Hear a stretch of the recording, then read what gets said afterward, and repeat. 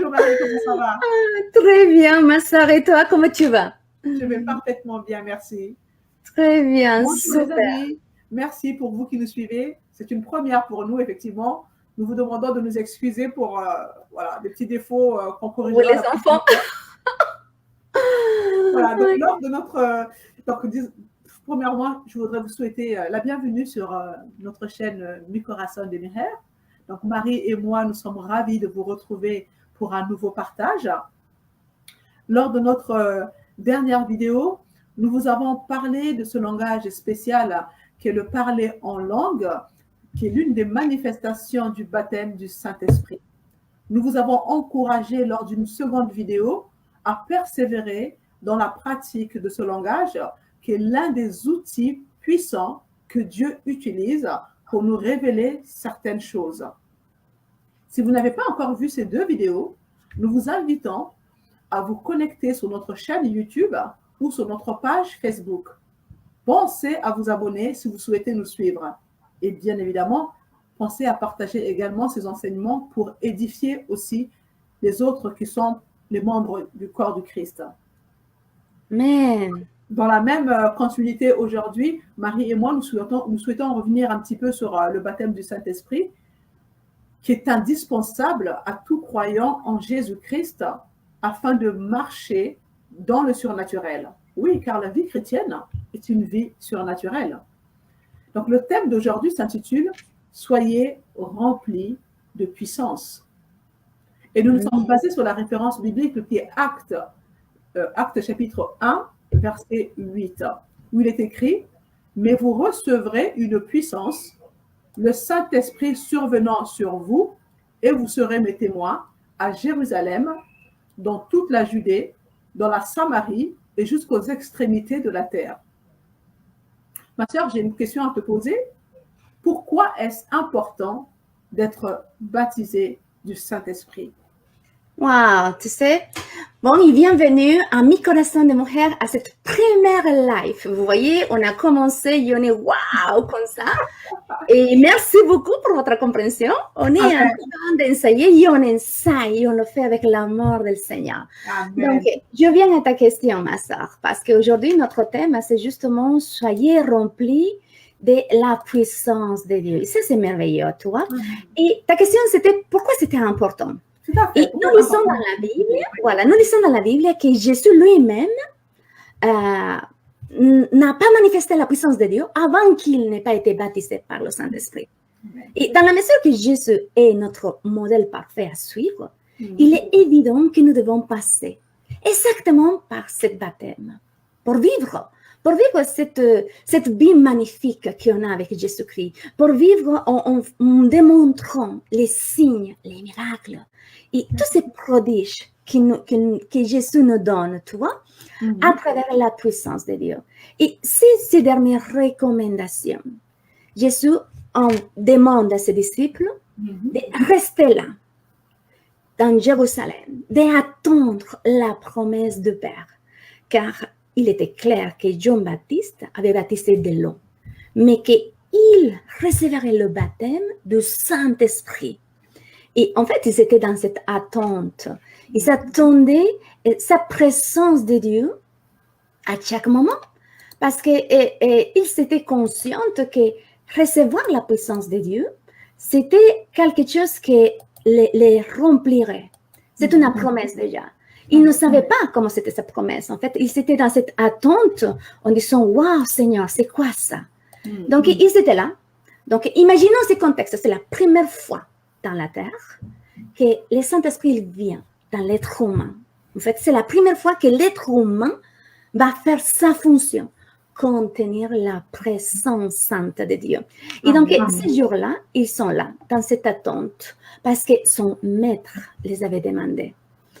Et ils s'attendaient, ils avaient vécu avec Jésus-Christ pendant 3 ans. Ils ont vu des miracles. Ils ont vu qu'il s'est fait crucifier. Et puis, à ce moment-là, ils attendaient. Depuis sa résurrection, ils ont vu qu'il traversait le mur malgré que la maison était fermée. Donc, ils attendaient avec impatience la recommandation en silence pour être baptisés par le Saint-Esprit. Alors, les disciples n'avaient qu'envie d'aller partout. Ils donnaient ce témoignage, ils parlaient. Mais Jésus les avait ordonnés de garder le silence. Mais pourquoi? Parce qu'il était évident qu'ils devaient d'abord recevoir cette puissance. Jésus même l'avait fait avant de commencer son ministère, tu vois. Ce baptême, il est aussi pour nous. Il est aussi à notre disposition, la puissance de Dieu.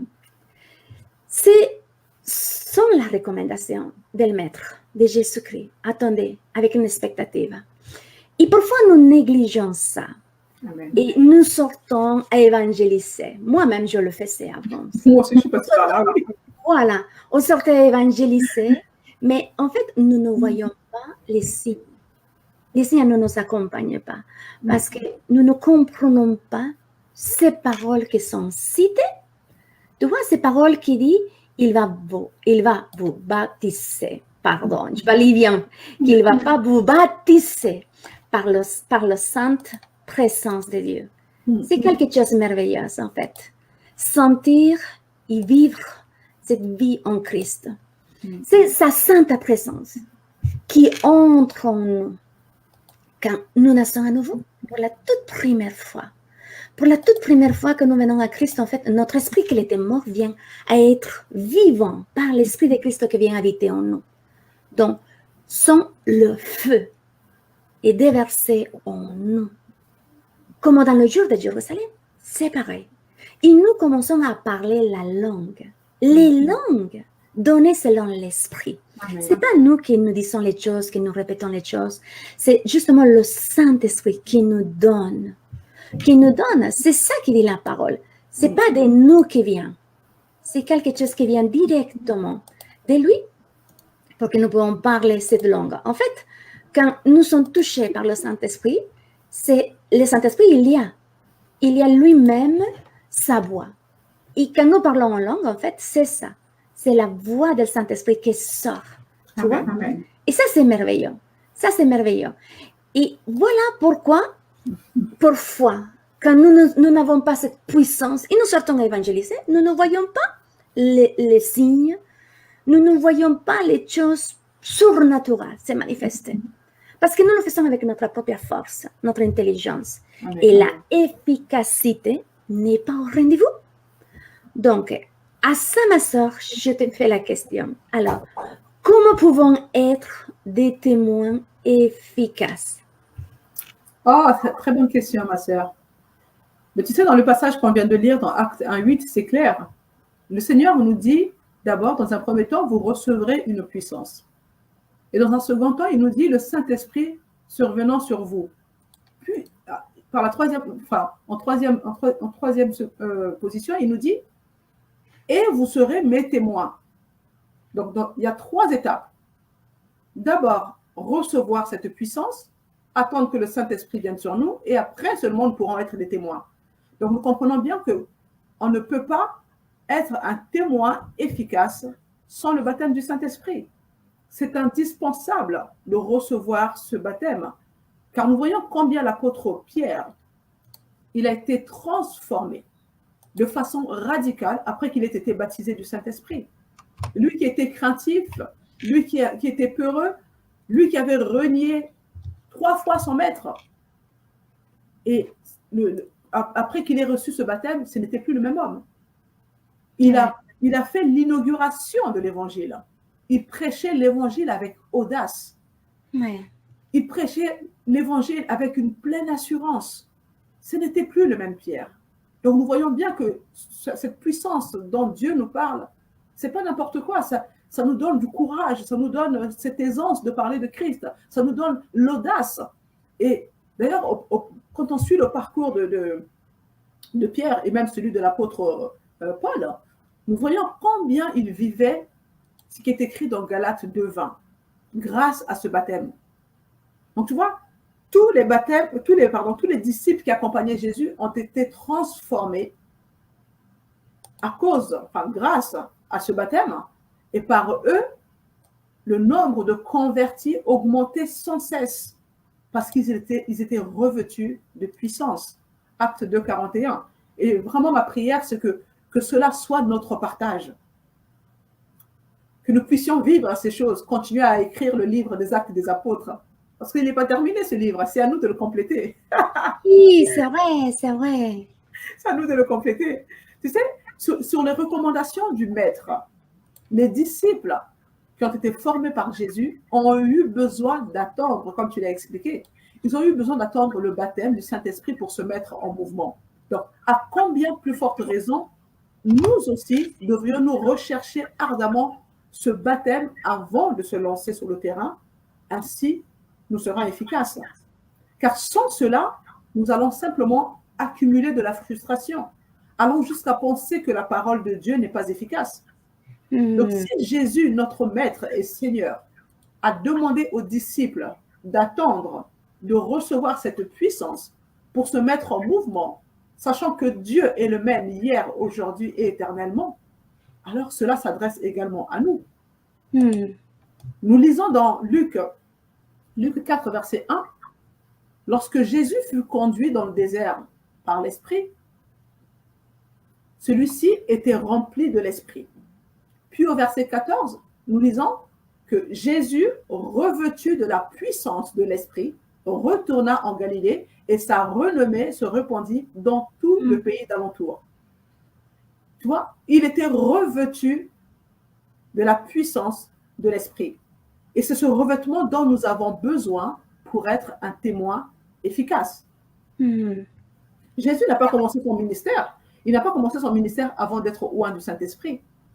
Donc, il nous faut également passer par là.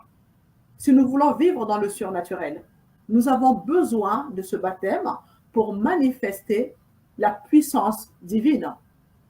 Ce baptême nous permet d'expérimenter pleinement notre salut et ainsi être une source de bénédiction pour les autres. Tu sais, ma sœur Marie, nous sommes plusieurs à aimer Dieu de tout notre cœur. C'est vrai. Malheureusement, nous essayons de le servir de façon charnelle. C'est vrai. Et lorsque nous faisons cela, je l'ai expérimenté pendant plusieurs années, crois-moi. Essayer de servir le Seigneur avec mes propres capacités. Oui, mais vrai. Malheureusement, lorsque nous faisons cela, ça n'a aucun poids spirituel. Et c'est ce que nous lisons dans le passage de 2 Corinthiens 3,6, je lis la parole. Celui qui nous a rendus capables de nous mettre au service d'une alliance nouvelle qui dépend non d'un texte écrit, mais de l'esprit. Car ce qui est écrit mène à la mort, mais le souffle de l'esprit mène à la vie. Donc, autrement dit, lorsque nous servons Dieu de façon charnelle, cela nous conduit à la mort. C'est un peu la loi, ça me rappelle un petit peu la loi. Mais lorsque nous faisons les choses conduites par l'esprit, cela nous mène à la vie. Donc, c'est pourquoi vraiment, nous avons absolument besoin d'être revêtus de la puissance de l'esprit pour être des témoins efficaces. Oui. Ma sœur, j'ai une petite question parce qu'en fait, si tu veux, j'ai constaté qu'autour de moi, beaucoup sont encore dans la confusion entre recevoir l'esprit et en être revêtu, au fait. Est-ce qu'il s'agit de la même expérience?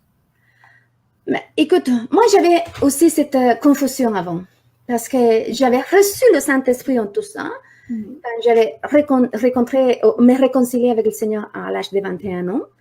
Mais en fait, j'étais tout le temps encadrée pour les choses, la théorie qu'il avait dans l'Église, la théologie, toutes ces choses-là. Je ne dis pas que la théologie, ce n'est pas bonne.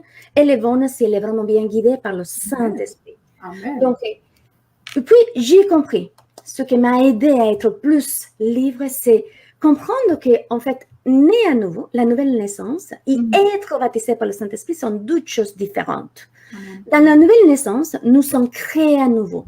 C'est-à-dire, mon esprit, qu'il était mort, c'est troisième partie en moi, que c'est esprit, âme et corps, selon 1 Thessaloniciens 5:23. Mon esprit, il était mort. Il était déconnecté de Christ. Mais là, je viens à recevoir à Jésus. La vie vient en moi. Et tout d'un coup, je nais à nouveau. Dans mon esprit, j'ai la puissance de Dieu, la même puissance qui a ressuscité à Christ. Et là, je peux vivre. En fait, je suis en train d'accomplir, toi et moi, et tous les enfants de Dieu, à cet instant, nous sommes en train de contenir la présence de Dieu, Amen. le feu de Dieu, l'Esprit de Christ en nous. Et nous sommes en train de faire pour la première fois la fonction pour laquelle nous avons été créés. Amen. Contenir la présence de Dieu. Donc, quand nous recevoir le Saint-Esprit, être baptisé, pour le Saint-Esprit, c'est pas d'une façon automatique. C'est pas quelque chose instantané. Comme lorsque nous naissons à nouveau, qui reçoit automatiquement à l'intérieur tout le royaume de Dieu.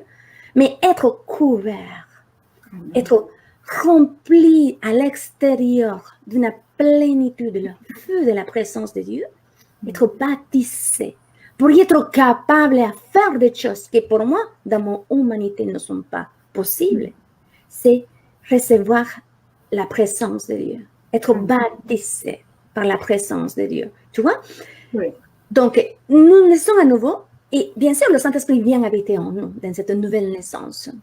Mais cela, je laisse encore clair, cela ne signifie pas que nous sommes d'office baptisés en lui. C'est sa sainte présence qui vient habiter en nous.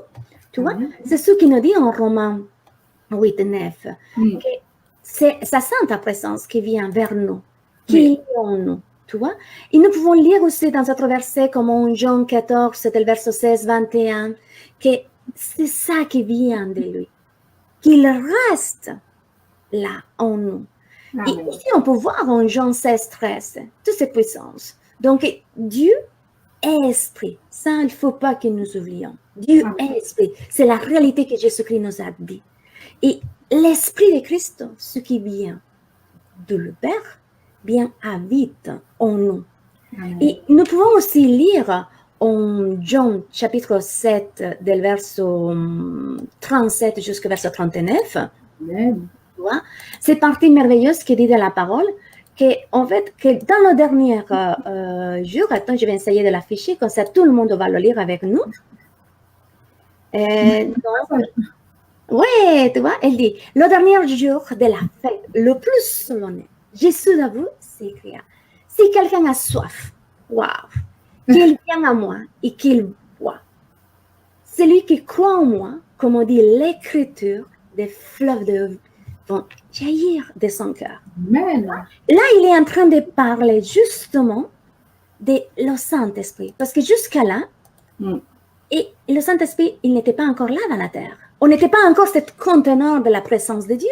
Parce que Christ n'était pas encore mort. Christ n'avait pas encore crucifié. Il n'avait pas encore ressuscité. Il n'avait pas encore ascendu. Donc, il dit, attendez pour recevoir, parce que c'est sa présence, sa sainte présence que nous recevons, cet feu qui nous rend capables. Et nous voyons en Pierre, David et Pierre.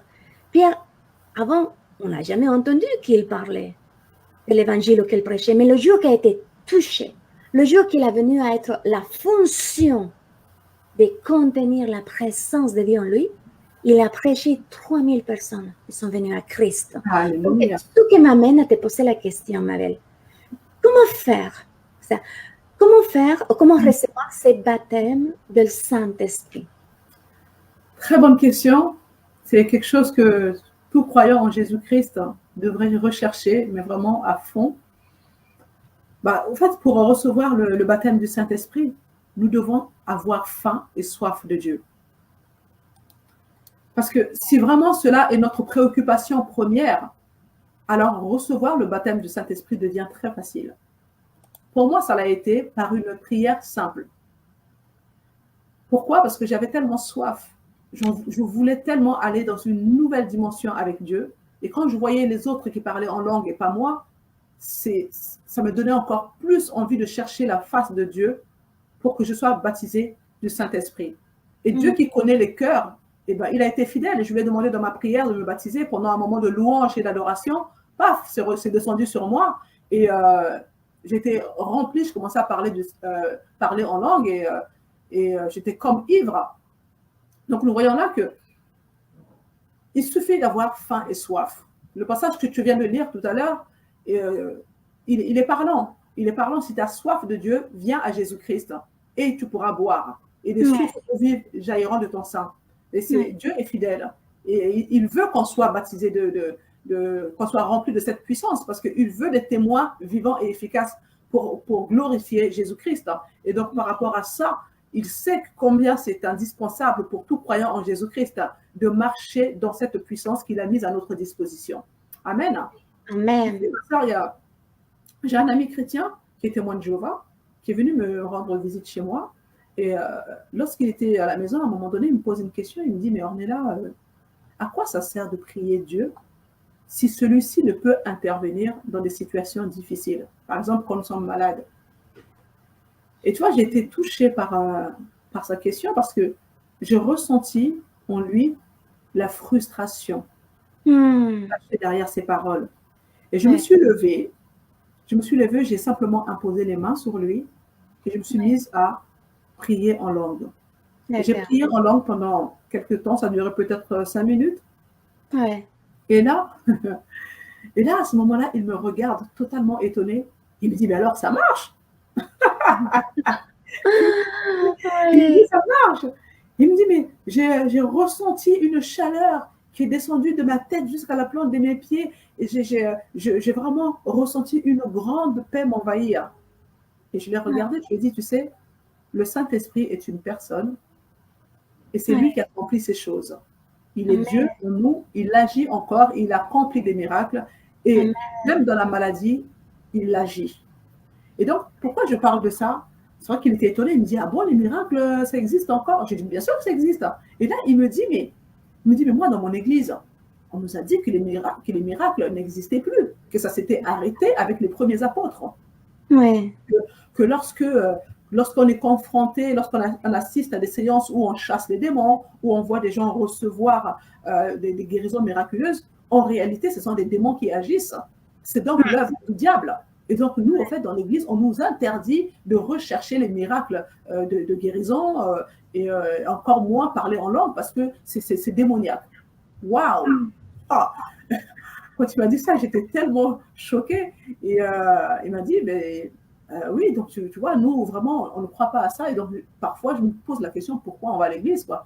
J'ai dit, bah ouais, c'est une très bonne question. Mais vraiment, je prie que le Saint-Esprit nous donne la révélation profonde de ce passage, Jean 10, qui nous dit que le voleur ne vient que pour voler, égorger et détruire.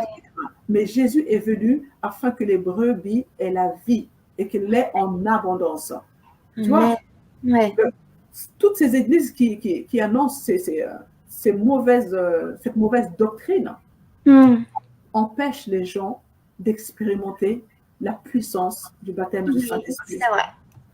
Le Saint-Esprit est une personne, c'est lui qui accomplit ces miracles et ce baptême. Donc, si l'on rejette ce baptême, si l'on rejette les miracles de guérison, c'est aussi la personne du Saint-Esprit qu'on rejette. Il n'y a donc aucune possibilité de vivre ces expériences. Surtout quand les personnes sont conditionnées avec ce genre de théologie. Donc, rejeter le baptême revient à se priver l'accès à la puissance divine que Dieu met à notre disposition.